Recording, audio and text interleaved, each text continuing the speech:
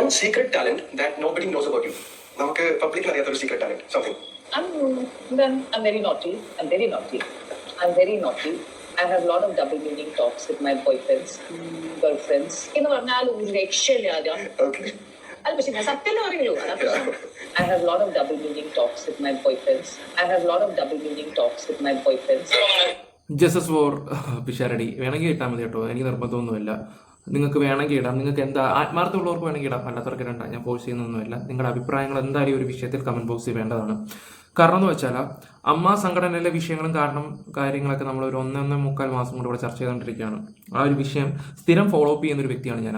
ഇത് താല്പര്യമില്ലാത്തവർക്ക് സ്കിപ്പ് ചെയ്തിട്ട് പോകാം. ഉള്ള കാര്യം ഞാൻ തുറന്നു പറയാമല്ലോ, ഇത് ആവശ്യമുള്ളവർക്ക് വേണ്ടി മാത്രം വെക്കുന്ന ഒരു സംഭവമാണ്. നമ്മൾ അന്ന് മുതലേ സംസാരിക്കുന്ന ഒരു കാര്യമാണ് അൻസിബ, ശ്വേതാ മേനോൻ, ലക്ഷ്മിപ്രിയ. എല്ലാവർക്കും അറിയാം.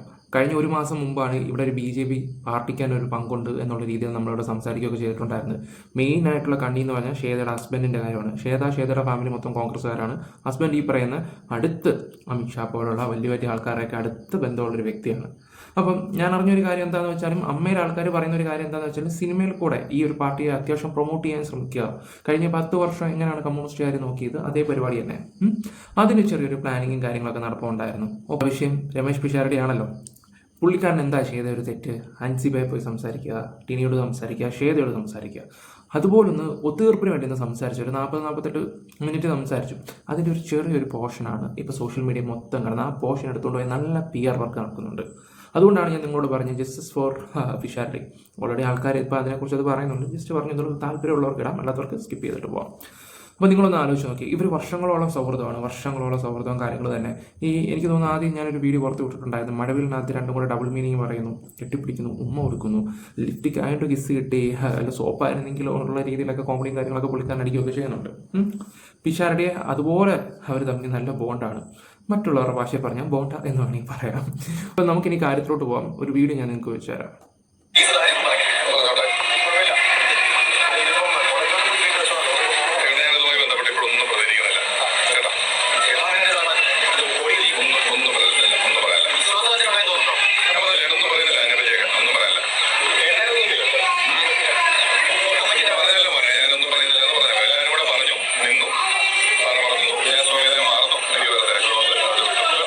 ഓക്കെ, അപ്പോൾ ഇതിന് വലിയ ക്ലിയർ ഇല്ല, സൗണ്ടും കാര്യങ്ങളും ചെറിയൊരു വ്യത്യാസമുണ്ട്. അടുത്തോടെ നമുക്കത് ക്ലിയർ ആക്കാം. എനിക്ക് പറയേണ്ട ഒരു കാര്യം എന്താണെന്ന് വെച്ചാൽ പിഷാരടി നമ്മുടെ ഒരു സുഹൃത്തിനോട് പറഞ്ഞിട്ടുണ്ടായിരുന്നു, അത് പുള്ളിയുടെ വോയിസ് തന്നെയാണ്, അത് അതോ ഇതൊന്നും അല്ല, ആ ചിരി മാത്രം എന്തോ വ്യത്യാസങ്ങൾ കാര്യങ്ങൾ വന്നെന്നും പറഞ്ഞിട്ടുണ്ടായിരുന്നു. പുള്ളിയുടെ സംസാരം തന്നെയാണ്, ഒരു 40-48 മിനിറ്റ് സംസാരിച്ചതില്ല ഒരു പോർഷനായിരുന്നു എന്ന് മാത്രമാണ് പറഞ്ഞത്. അല്ല വേറെ ഒരു കാര്യങ്ങളൊന്നും പറഞ്ഞിട്ടില്ല. അവരത്ര നല്ല ഫ്രണ്ട്ഷിപ്പും കാര്യങ്ങളൊക്കെയാണ്. അങ്ങോട്ടും ഇങ്ങോട്ടും ഒക്കെ ഡബിളും ട്രിപ്പിളും മീനിങ് ഒക്കെ അടിക്കുന്നതാണ്. ഓക്കെ, അതിപ്പം നിങ്ങൾ ആലോചിക്കേണ്ട ഒരു കാര്യം എന്താണെന്ന് വെച്ചാൽ സ്വന്തം നേട്ടത്തിന് വേണ്ടി. കാരണം പുള്ളിക്കാരി നല്ല രീതിയിൽ എയറിലാണ്. ഈ BJP വിഷയങ്ങളും കാര്യങ്ങളൊക്കെ വന്ന് അത് നല്ലൊരു ചർച്ചാ വിഷയം ആയിക്കൊണ്ടിരിക്കണം. അതിൻ്റെ ഒരു കലപ്പ് പുള്ളിക്കാരിക്ക് നല്ല രീതിയുണ്ട്. പോരാത്തിന് കോൺഗ്രസ് പാർട്ടി, പ്രത്യേകിച്ച് പിഷാരടി എന്ന് പറഞ്ഞ വ്യക്തി പാലക്കാട് MLA കൂടാണ്. പാലക്കാട് അറിയാലോ, ശോഭാ സുരേന്ദ്രൻ നിന്നതും വിഷയങ്ങളും കാര്യങ്ങളും എല്ലാവർക്കും അറിയാം. നല്ല രീതി ഇട്ട് കൊടുത്തെന്ന് വേണമെങ്കിൽ പറയാം. എനിക്ക് ആദ്യം സംശയമായിരുന്നു. ഇപ്പോൾ ഏകദേശം കാര്യങ്ങളൊക്കെ നല്ല രീതിയിൽ ക്ലിയർ ആയി തുടങ്ങിയിട്ടുണ്ട്. അപ്പം ആൾക്കാർ അന്ന് പറഞ്ഞതിൽ ഒരു തെറ്റുമില്ല എന്നുള്ള രീതിയിലാണ് ഇപ്പോൾ കാര്യങ്ങൾ പോയിക്കൊണ്ടിരിക്കുന്നത്. ഓക്കെ, അതാണ് ഞാൻ പറഞ്ഞത്. ജസ്റ്റിസ് ഫോർ ഈ പറയുന്ന പിഷാരടി എന്നുള്ള രീതിയിലാണ്. ഓക്കെ, ഇനി ഉഷ കുറച്ച് കാര്യങ്ങളൊക്കെ സംസാരിക്കുന്നുണ്ട്. ആ ഒരു വീഡിയോ കൂടെ ഞാൻ നിങ്ങൾക്ക് വെച്ച് തരാം. രമേശ് പിഷാരടി ശ്വേതയോട് സംസാരിക്കുന്ന ഒരു വോയിസ് ക്ലിപ്പ് പുറത്തു വന്നിട്ടുണ്ടായിരുന്നു. അത് ആക്ച്വലി ഒരു ചീറ്റിംഗ് പരിപാടി പോലെയാണ് നമുക്ക് തോന്നിയത്. എന്നായിരുന്നു അതിന്റെ ഒരു സിറ്റുവേഷൻ? അത് വളരെ മോശമായി പോയി. ഏറ്റവും അടുത്ത സുഹൃത്ത് വിശ്വാസത്തോടു കൂടി സംസാരിച്ച വോയിസ് അത് ഒരു PR വർക്കിലൂടെയാണ്. അത് അവർ തന്നെ അത് ഒരു വാട്സപ്പ് കോളാണ്. അത് വേറൊരു ഫോൺ വെച്ച് റെക്കോർഡ് ചെയ്തിട്ട് അത് പുറത്തു വിടുക എന്ന് പറയുമ്പോൾ അങ്ങനെയുള്ള നമ്മുടെ ആ ഒരു ചിന്തയൊന്ന് ആലോചിച്ച് നോക്കി, ആ ഒരു മൈൻഡ് ഒന്ന് ആലോചിച്ച് നോക്കി. അവരുടെ ബുദ്ധി എന്താണെന്നുള്ള രീതിയിലാണ്. ഇവിടെ പിഷാരടി എന്ത് തെറ്റാണ് ചെയ്തത്? പ്രശ്നം സോൾവ് ചെയ്യാൻ വേണ്ടി ചെന്നു. അതാണ് പുള്ളി ഏറ്റവും വലിയൊരു തെറ്റ്. അതിന് പുള്ളിക്ക് കൊടുത്തൊരു ശിക്ഷ നിങ്ങളൊന്ന് കാണിച്ച്. അപ്പോൾ നിങ്ങൾ ഊഹിക്കാവുന്നേ ഉള്ളൂ, ചെയ്ത ജോലിക്ക് പണി, അതായത് മേടിച്ച പൈസയ്ക്ക് പണിയെടുക്കുക. പറഞ്ഞ മനസ്സിലാക്കാണല്ലോ. അത്യാവശ്യം നല്ല രീതിയിൽ ഫണ്ട് പോയിട്ടുണ്ടായിരുന്നു. ഇതൊക്കെ ഉള്ള കാര്യങ്ങളൊക്കെ തന്നെയാണ്. ഇപ്പം പിഷാരടി അവർക്ക് നാറ്റിക്കാൻ പറ്റിയ ഒരു അവസരം കിട്ടി, അത് മുതലാക്കുകയും ചെയ്ത്. എന്തിന് സമരം പോലും ഈ ഓരോ വ്യക്തികൾ സമരം അതും ഇതുമൊക്കെ ആയിട്ട് ഇങ്ങനെ ഇറങ്ങി തിരിച്ചിരിക്കുന്നത് നിങ്ങൾ അത് വല്ലതും കണ്ടായിരുന്നോ? പിഷാരയുടെ പാലക്കാട് മൊത്തം പ്രതിഷേധം അങ്ങനെയുള്ള വിഷയങ്ങളൊക്കെ ഭയങ്കര മോശമായിട്ടുള്ള ഒരു കാര്യമല്ലേ? അപ്പോൾ ആ ഒരു പാർട്ടിയുടെ നിലവാരം എന്താണെന്ന് നമുക്ക് മനസ്സിലാക്കാൻ പറ്റും. കോവിഡിയാണ് അങ്ങനെയാണെന്നൊക്കെ കിടന്ന് പറയുന്നുണ്ട്. അപ്പം നിങ്ങൾ ഒറ്റ കാര്യം ചിന്തിച്ചാൽ മതി, നമ്മൾ നോ പറയേണ്ടടുത്ത് നോ പറഞ്ഞാൽ ആരെങ്കിലും ഇങ്ങനെ സംസാരിക്കുമോ? ഇല്ല. പിന്നെ പിഷാരടി വേറൊരു പെണ്ണിൻ്റെ അടുത്തായി ഒരു കാര്യം സംസാരിച്ചതെങ്കിൽ അത് തെറ്റെന്ന് ഞാൻ പറഞ്ഞാൽ. പക്ഷെ ഇവർ അത്ര ഇതായിട്ട് നിൽക്കുമ്പോൾ നിങ്ങളൊന്ന് ആലോചിക്കുക. ഇപ്പോൾ പിഷാരടിക്കാണ് തട്ട് കൂടുതലും, ആൾക്കാർ നല്ല സപ്പോർട്ട് കൊടുക്കുന്നുണ്ട് പുള്ളിക്കാരനെ. എന്തായാലും ഇലക്ഷൻ സമയത്ത് ഇതുപോലുള്ള വള്ളി പിടിക്കാൻ ഞാൻ നന്നായി. എൻ്റെ പൊന്നോ ഭാവി പോയേനെ. ഒരാളാണ് അമ്മയിലെ നമ്മളിപ്പോ അഭിമാനത്തോടുകൂടെ കാണുന്ന ഒരാളാണ്, ഒരു MLA വിജയകരമായിട്ട് വൻ ഭൂരിപക്ഷത്തിൽ ജയിച്ചു വന്ന്. അത് നമുക്ക് അഭിമാനമല്ലേ, നമ്മളൊരാൾ അങ്ങനെ ജനപ്രതിനിധിയായിട്ടുള്ള ആ മനുഷ്യന്റെ ആ പയ്യന്റെ ജീവിതം തന്നെ നശിപ്പിക്കുന്ന തരത്തിലുള്ള ഒരു പൊളിറ്റിക്കൽ കരിയറും ആ വ്യക്തിത്വം പോലും കളയുന്ന രീതിയിൽ അവർ സൗഹൃദപരമായിട്ട് സംസാരിച്ച ഒരു വോയിസാണ്. അത് അതിന്റെ ആ ഒരു പോഷൻ മാത്രം വിട്ട്, അതായത് PR വർക്ക് വഴി അത് ലോകം മുഴുവൻ എത്തിക്കാമെന്നുള്ളതാണ്. നല്ല PR നടത്തും, നല്ല PR. ഞാൻ നോക്കുമ്പോൾ എവിടെയും ഈ പറയുന്ന പിഷാരുടെ പുതിയ ചാനൽ തുടങ്ങുക, ഈ വോയിസ് എടുത്തിടുക, പുതിയ ചാനൽ തുടങ്ങുക, ഈ വോയിസ് എടുത്തിടുക. വേണമെങ്കിൽ ഒരു എങ്ങനെ പോലും 2 ലക്ഷം രൂപയുടെ PR നടത്തി കാണും. ഉള്ള കാര്യം ഞാൻ പറയുന്നത്, ആ ഒരു വോയിസ് സ്പ്രെഡ് ആക്കാൻ വേണ്ടി. അപ്പം ഒരുപാട് ആൾക്കാർ കമന്റ്, ഇയാളും കോഴിയാണോ, ഇയാൾ ഇത്ര വിഷയമായിരുന്നു, അത് തപ്പി ആ അക്കൗണ്ട് ഞാൻ ക്ലിക്ക് ചെയ്ത് നോക്കിയപ്പോഴത്തേക്ക് ഫേക്ക് അക്കൗണ്ട്. എല്ലാം പുതിയ അക്കൗണ്ടിൽ കൂടെ പിഷാരടി നല്ല രീതിയിൽ അവർ ചെയ്യുന്നുണ്ട്. പക്ഷേ ഒരു കാര്യം പറയാം, ജനങ്ങൾ മണ്ടന്മാരല്ല. സോഷ്യൽ മീഡിയ ഹാൻഡിൽ ചെയ്യുന്ന കുറേ ജനങ്ങളുണ്ട്, അവർ മണ്ടന്മാരല്ല. അത് നിങ്ങൾ മനസ്സിലാക്കണം. അത് എത്തിച്ച് അവനെ ആ പയ്യനെ നാറ്റിക്കുന്ന രീതിയിൽ.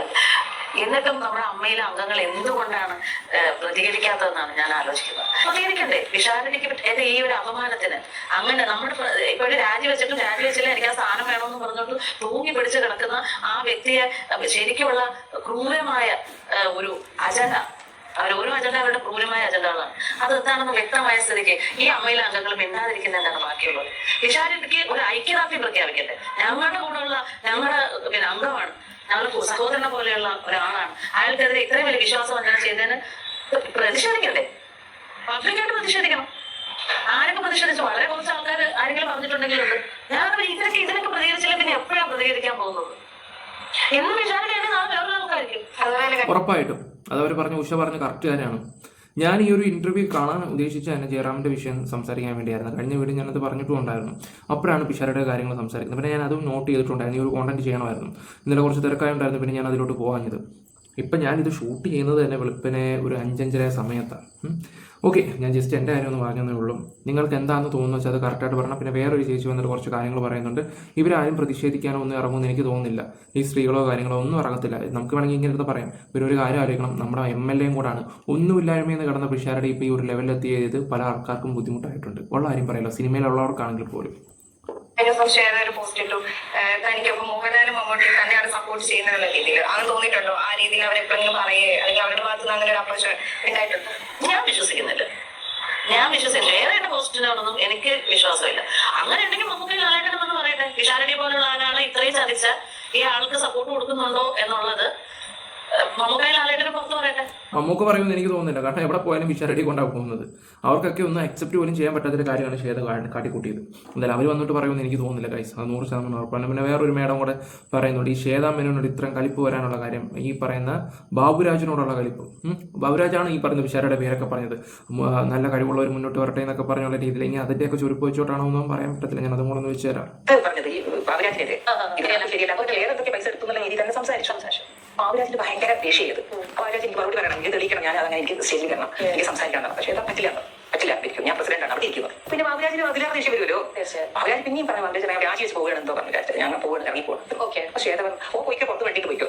ഒരു സംഭവം അവിടെ വഷളായി എന്ന് പറയാം. അപ്പോഴാണ് ബാബുരാജിന്റെ കുറച്ച് കഴിഞ്ഞപ്പോൾ അങ്ങോട്ടേക്കുള്ള ഒരു അറ്റാക്ക് ഉണ്ടായിരുന്നു. അറ്റാക്ക് ചെയ്തോ കാര്യങ്ങൾ കാശ് വാങ്ങി അത് കേട്ടോ ശ്വേതാണ് പ്രതീക്ഷിക്കേണ്ട സാധനം വന്നത്. കൂട്ടാൻ ശ്വേതനെ രാജി വന്നു, എനിക്ക് ഇവിടെ നോക്കാൻ പറ്റില്ല എന്ന് പറഞ്ഞു. അതുവരെ ശ്വേതക്ക് സപ്പോർട്ട് ചെയ്യുന്ന കുറച്ച് ആൾക്കാരുണ്ടായിരുന്നു അവിടെ, അതായത് പറ്റില്ല കുറച്ച് ആൾക്കാരൊക്കെ ഉണ്ടായിരുന്നു. മല്ലിയ ചേച്ചി നല്ല സപ്പോർട്ട് കൊടുത്തിട്ട് മല്ലിയ ചേച്ചി ചോദിച്ചിരുന്നു വർത്താനം കേട്ടെ കണക്ക് കിട്ടട്ടെ. പക്ഷെ ഇവർക്ക് അവതരിപ്പിക്കാൻ പറ്റിയില്ല. അതെ, അതിനു മുമ്പ് ഇറങ്ങിപ്പോയി. അതിനു മുമ്പ് ചേച്ചി അങ്ങ് ഇറങ്ങി പോവുകയും ചെയ്തിട്ടുണ്ടായിരുന്നു. പിന്നെ എങ്ങനെ അവതരിപ്പിക്കും? എന്തായാലും ആ ഒരു മീറ്റിംഗിൽ അൻസിബ തകർത്തു. അൻസിബയുടെ നിരപരാധിയും മനസ്സിലായി. തെളിവ് സഹിതം ആ കൊച്ചി കറക്റ്റായിട്ട് അവിടെ പ്രസന്റ് ചെയ്തു. അതുകൊണ്ട് കുഴപ്പമില്ലാതെ പോവുകയും ചെയ്തു. അതിൻ്റെ എല്ലാം വൈരാഗ്യ അവസാനം കൊണ്ട് തീർത്തത് ഈ പറഞ്ഞ പിഷാരയുടെ നെഞ്ചത്തോട്ടാണ്. നമ്മൾ ഇത്രയും നാൾ അൻസിബ ജസ്റ്റിസ് ഫോർ അൻസിബ പറഞ്ഞാൽ ഇപ്പോൾ നല്ല പിഷാരടിയായി. ഒന്ന് ആലോചിച്ച് നോക്കിയ അവസ്ഥ എന്താണെന്ന്. ഓക്കെ ഗൈസ്, അപ്പം നിങ്ങളുടെ അഭിപ്രായങ്ങൾ കമന്റ് ബോക്സിൽ രേഖപ്പെടുത്തുക. വീഡിയോ ഇഷ്ടപ്പെട്ട ലൈക്ക് ഷെയർ സംഭവിക്കുക. Bye, love you guys, by.